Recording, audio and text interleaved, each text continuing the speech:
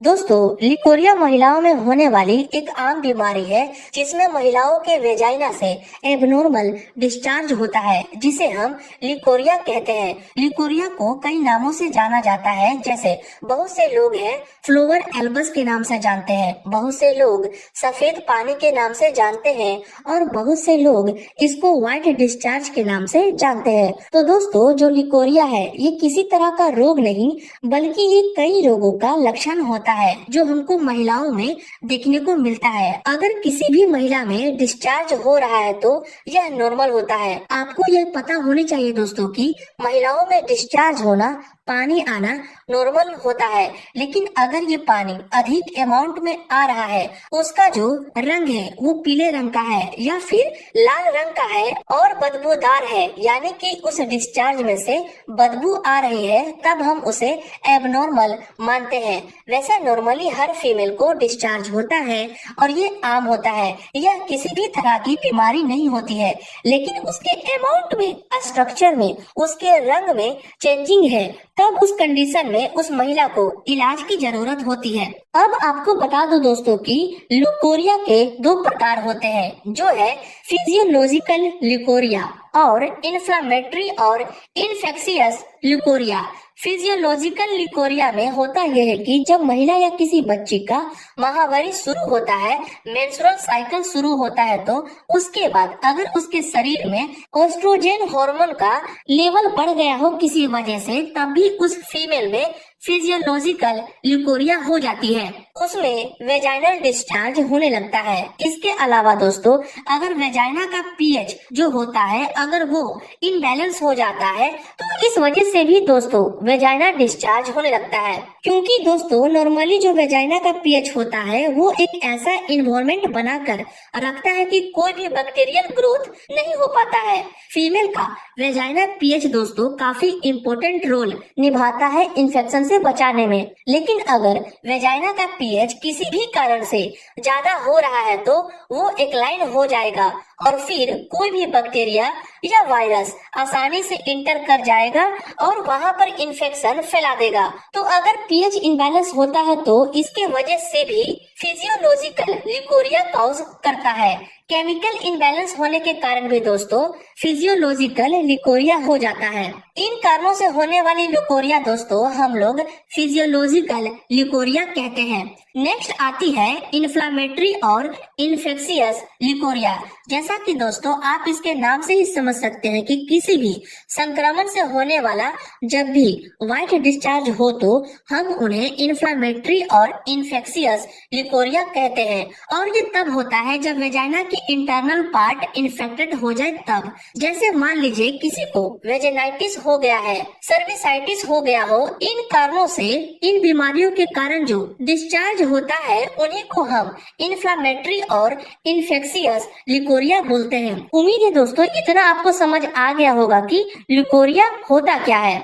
अब जानते हैं दोस्तों कि वेजाइनल डिस्चार्ज कितने तरह के होते हैं। तो यह दोस्तों 5 तरह के होते हैं, जो है क्लाइटोरल डिस्चार्ज। क्लाइटोरल डिस्चार्ज दोस्तों एक एक्सटर्नल डिस्चार्ज होता है, यानी कि जो वेजाइना के बाहर क्लिटोरिस होता है वहां से डिस्चार्ज होने को क्लाइटोरल डिस्चार्ज कहते हैं। इसके बाद सेकंड होती है इंटरनल डिस्चार्ज, यानी कि दोस्तों वेजाइना के अंदर जो टिश्यू होते हैं वहां से इन्फेक्शन के कारण डिस्चार्ज होने को इंटरनल डिस्चार्ज कहते हैं। थर्ड होती है सर्वाइकल डिस्चार्ज, यानी कि दोस्तों इस सर्विक्स से होने वाले डिस्चार्ज को सर्वाइकल डिस्चार्ज कहते हैं। फोर्थ है यूटेरिन डिस्चार्ज, यानी कि दोस्तों डायरेक्ट जो यूट्रस से डिस्चार्ज होता है उसे ही यूटेरिन डिस्चार्ज कहते हैं। और ये सारी चीजें इन्फेक्शन के कारण होती है, ये आप ध्यान में रखेगा। फिफ्थ आती है ओवरियन डिस्चार्ज, यानी कि दोस्तों फीमेल के अंडाशय से होने वाले डिस्चार्ज को ही ओवरियन डिस्चार्ज कहते हैं। तो इस तरह से दोस्तों 5 तरह की वेजाइनल डिस्चार्ज होती है, ये आप याद रखेगा। उम्मीद है दोस्तों इन सारी चीजों को आप अच्छे से समझ गए होंगे। अब जानते हैं दोस्तों कि लिकोरिया होने के क्या कारण होते हैं। तो वो कारण है पर्सनल हाइजीन की कमी, यानी कि दोस्तों वेजाइना की साफ सफाई की कमी होने के कारण लिकोरिया जैसी प्रॉब्लम हो सकती है। फिजिकल वीकनेस, यानी कि शारीरिक कमजोरी के कारण या एनीमिया यानी कि खून की कमी होने पर भी यह दिक्कत हो सकती है।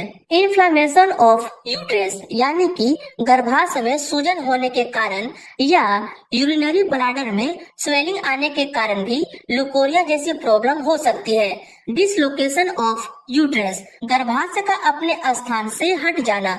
इरेगुलर मेंस्ट्रुअल ब्लीडिंग यानी कि माहवारी का आगे पीछे हो जाना। कॉन्स्टिपेशन यानी कि कब्ज। प्रेगनेंसी इन अर्ली एज छोटी उम्र में गर्भधारण। इन सभी कारणों की वजह से दोस्तों लुकोरिया हो जाती है। अब आप इसका स्क्रीनशॉट ले लीजिए। लुकोरिया हो जाने पर हमें क्या क्या साइन और सिम्टम यानी कि क्या क्या लक्षण दिखाई देते हैं वो देख लेते हैं। व्हाइट कर्डी या येलोविश वेजाइनल डिस्चार्ज होता है। यह डिस्चार्ज कभी कभी स्मेल करता है। ईचिंग तथा बर्निंग सेंसेशन इन वेजाइना यानी कि दोस्तों लुकोरिया होने पर महिलाओं के वेजाइना में खुजली होती है और जलन वगैरह भी होने लगती है।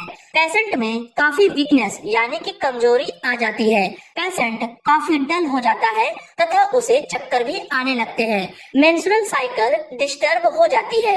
एनोरेक्सिया यानी कि फीमेल में भूख की कमी हो जाता है। ये सारे साइन और सिम्टम दोस्तों आपको एक लुकोरिया के पेशेंट में देखने को मिलते हैं। अब आप इसका भी स्क्रीनशॉट ले लीजिए। ट्रीटमेंट या दवाओं को जानने से पहले दोस्तों कुछ बातें आपको ध्यान में रखनी होती है। जैसे लुकोरिया वाले पेशेंट को मेंटेन पर्सनल हाइजीन यानी कि वेजाइनल एरिया को हमेशा साफ रखें, क्योंकि यूरिनरी ब्लैडर के साथ गंदगी के कारण व्हाइट डिस्चार्ज को बढ़ावा मिलता है। पेशेंट को एक्सरसाइज करनी चाहिए तथा खुली हवा में सुबह शाम टहलने की सलाह देनी चाहिए। पेशेंट को अगर कॉन्स्टिपेशन हो तो तत्काल दूर कर देना चाहिए। इन बातों का आप जरूर ध्यान रखें।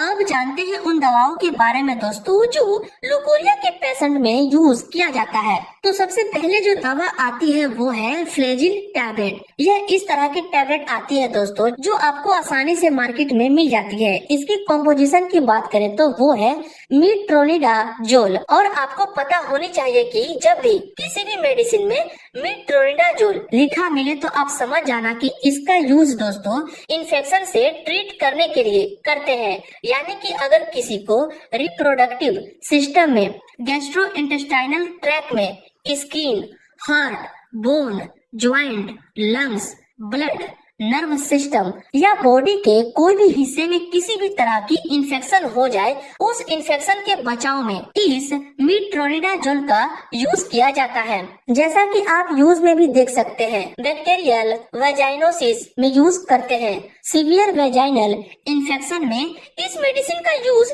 करते हैं।